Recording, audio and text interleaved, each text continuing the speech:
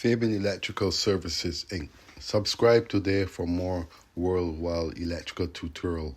Stay up to date with the code content. Leave a like on the video. Subscribe to the channel. Share the video. And also you can become a member of the channel. Blessings everyone. Fabian Electrical Services Inc. here.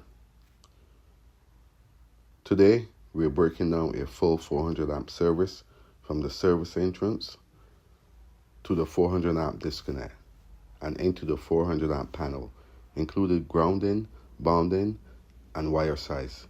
This is real world knowledge, homeowners, apprentices, electricians. You're going to learn something today.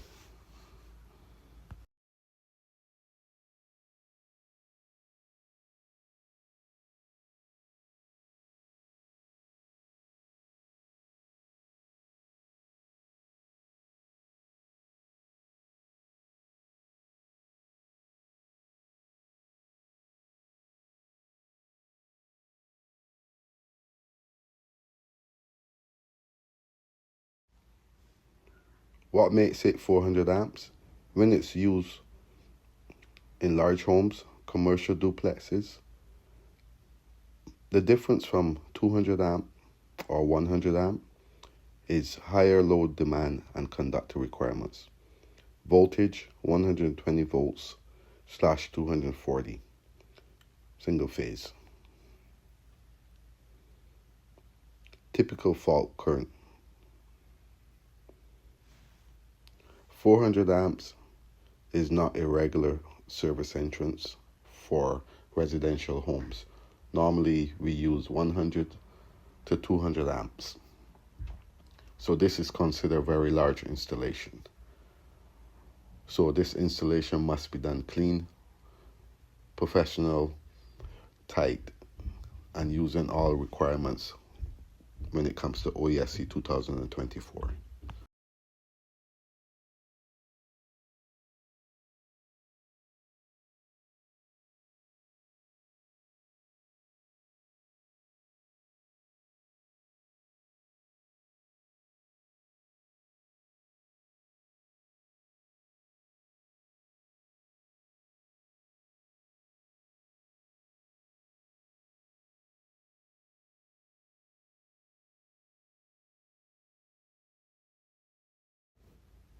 When it comes to your service entrance, there's either copper or aluminum cable that we're going to use.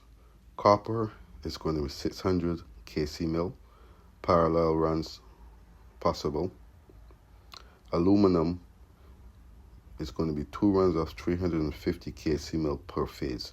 Typical utility requirements when it comes to this service. Conductor size 3" to 4" for service entrance. Utility clearance requirements, weatherheads, mast supports is all what we're going to use when it comes to a service entrance, plus strip loop. We're going to be using our metering cabinet location is something else we have to take care of also. And we have to remember our neutral connections. So again, for all those who tuned into today's short video, please don't forget to give it a like, share, and subscribe to the channel. And I'll catch you guys on the next video.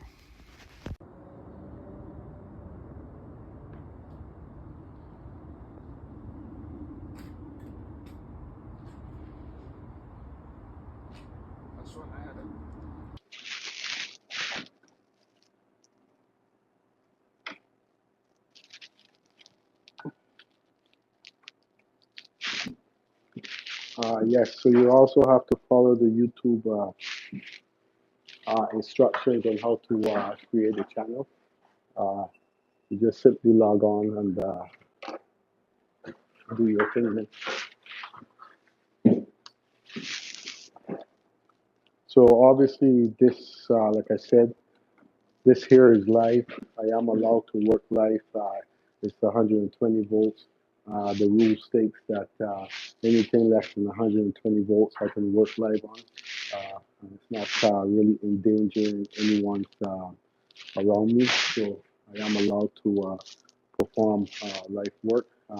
Just has to be 120 volts or less, unless they change the code rule, which I don't think.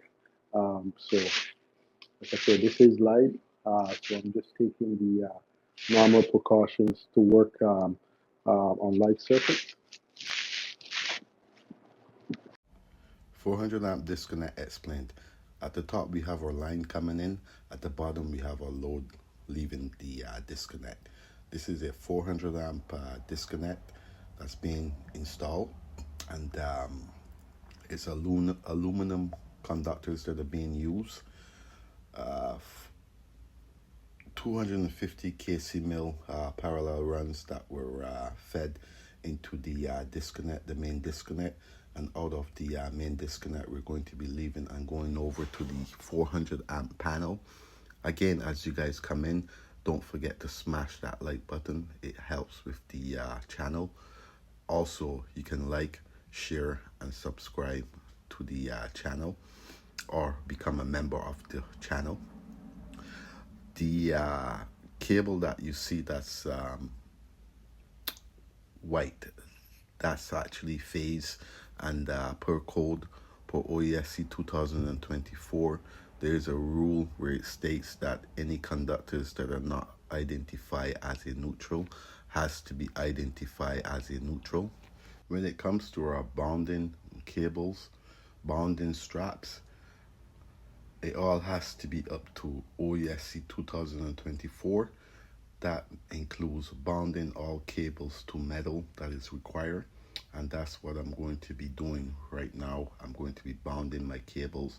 I'm going to be using my ground bushings and so on. Again, it's going to be line and load at the bottom. As you can see where I'm working, that is the load side. That's where I'm going to be leaving this 400 amp disconnect and going into the main 400 amp panel. Again, never cross your wires. Always make sure you are using the same whites. As you can see, I have my whites taped up with the white tape in order for me to identify them at the other side of the panel, as you don't want to cross wires. It can become very dangerous.